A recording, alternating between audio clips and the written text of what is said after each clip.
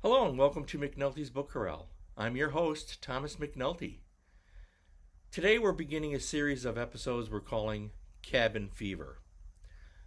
These episodes are being filmed up in the North Country, that great area in Wisconsin, Minnesota, in Michigan, all the way up to the Canadian border. And in these episodes we'll pull some books off of the bookcase I have here in the cabin, and I'll make some recommendations to you. What types of books do I read if it's raining or I'm tired? I've been out hiking and fishing. I need to take a break, certainly at night. I don't have internet hookup here, so this is being filmed several months before it will air. And what are those books? What books can I recommend? I think you'll find this exciting because I have a lot of diverse material here, and it's going to be fun. I'm also going to give you a sneak peek at some of the surrounding countryside that I traipse through on a daily basis.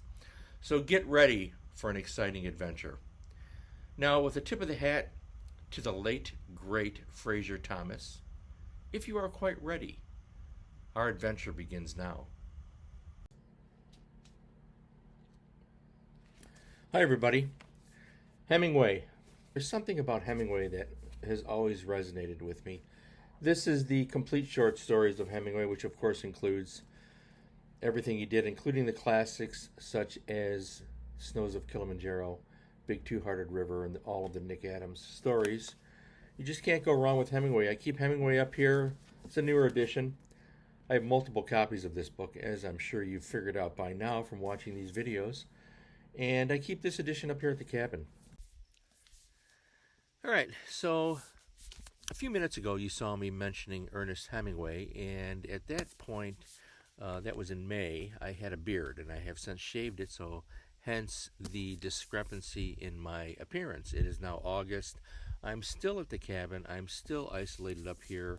I'm still fishing, hiking, target shooting, and doing all sorts of things on this lakefront property we have up here in the far country. And in relation to Hemingway, I want to mention that I picked up a copy of the latest edition of For Whom the Bell Tolls, which looks like this. And this is one of my favorite Hemingway novels. This is probably, in my opinion, probably one of the top 10 great American novels of the last 200 years, along with Moby Dick by Herman Melville, another favorite, The Great Gatsby by F. Scott Fitzgerald.